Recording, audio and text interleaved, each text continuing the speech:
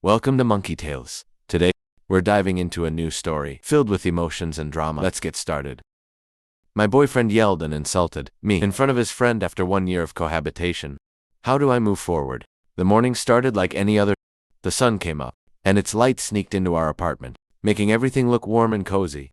I stayed in bed a little longer, enjoying the quiet. Alex, my boyfriend, and I had been living together for a bit more than a year. Alex and I met back in college, and it didn't take long for us to start dating. He was fun, always making me laugh and really sure of himself, which I liked. But Alex could also get pretty mad, sometimes, especially when things didn't go his way. We had argued before like most couples do, but we always made it right again afterward. Alex was a great guy, but when he got stressed, he could get pretty upset. I knew this about him and tried my best to understand.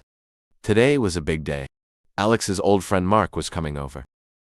Alex had talked about Mark a lot. They had been best friends since they were kids. I was excited to finally meet him. I wanted to make our place feel welcoming for his visit.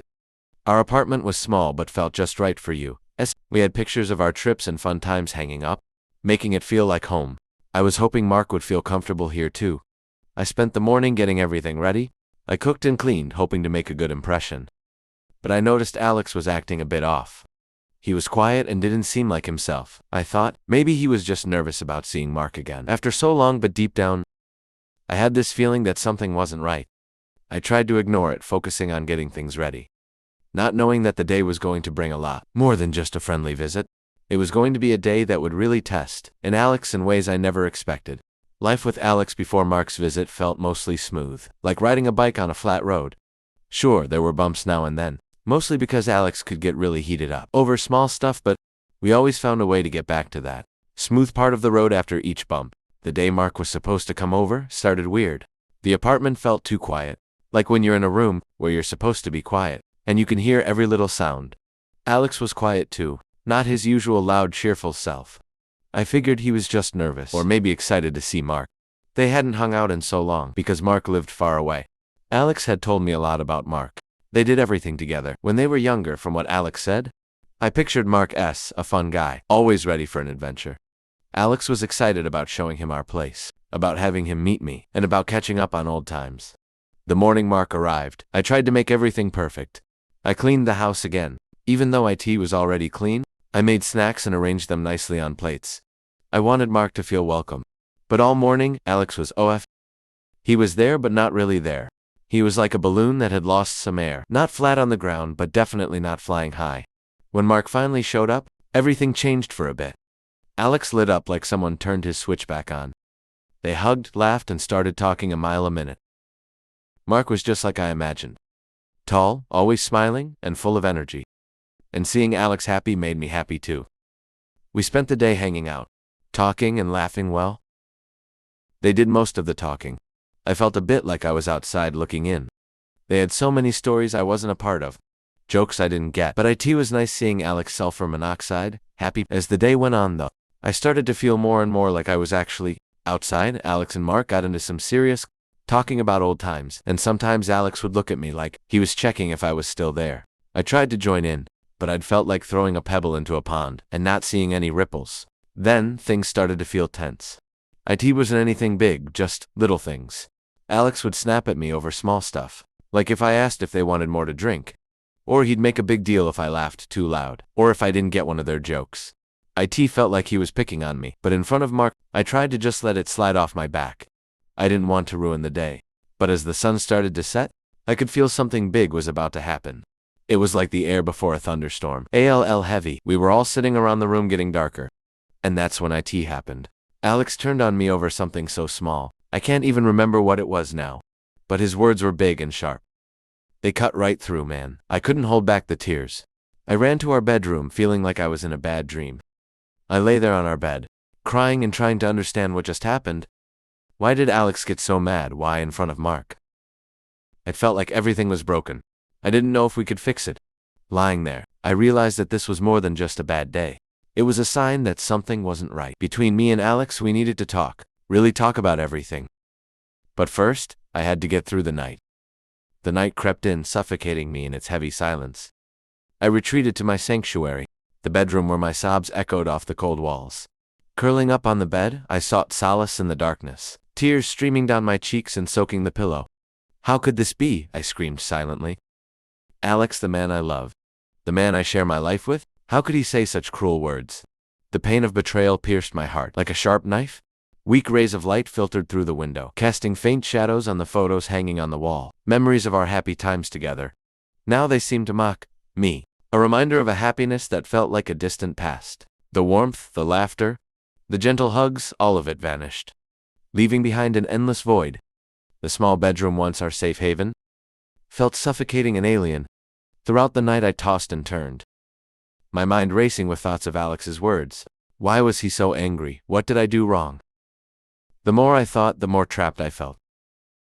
Sleep evaded me, leaving me only with haunting questions and a dull ache in my heart. The next morning I left the bedroom. The apartment was silent. Alex wasn't there. He must have left early, maybe to avoid talking about what happened. The quiet felt like a relief and a weight all at once. I made myself some tea, the warm mug in my hands of small comfort. I sat at our little kitchen table, staring out the window, lost in thought. I replayed the incident over and over in my head, trying to make sense of how did we get here? How did a simple day turn into a night that felt like tea might change everything? The questions kept coming, but the answers were nowhere to be found. As the day went on, I kept busy cleaning up the apartment, trying to clear away the reminders of last night. But it was more than just the physical mess. There was an emotional mess to deal with. T00, I knew we couldn't just ignore what happened. We needed to talk, really talk about everything. But I was scared of what Alex might say. Scared of hearing that he didn't love me anymore. Scared of finding out that our relationship was broken beyond repair. When Alex finally came home, it was late. The tension between us was like a wall, thick and unbreakable. We barely looked at each other. Dinner was a silent affair, both of us lost in our own thoughts. The silence was loud, filled with all the things we weren't saying. After dinner, I couldn't take the silence anymore. I needed to know where we stood. Alex, we need to talk. He looked up, his eyes, DRY. What do you want to talk about? About last night, I said, my voice trembling. Why did you say those things to me? What did I do to disappoint you? Alex avoided my gaze. You kept interrupting our conversation. You weren't really interested in what Mark was saying. That's not true, I retorted. I was trying to participate, but you made me feel like I didn't belong. Tears well up in my eyes again. Seeing this, Alex sighed. He fumbled.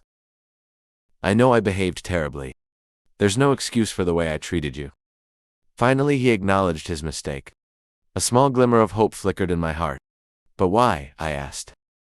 Why were you sulfur monoxide, angry? There was a long pause. Finally, Alex spoke. I was just stressed out about work. And Mark's visit made things more complicated. Alex's confession took me aback. Stress, I repeated. Why didn't you tell me? I didn't want to worry. He replied softly.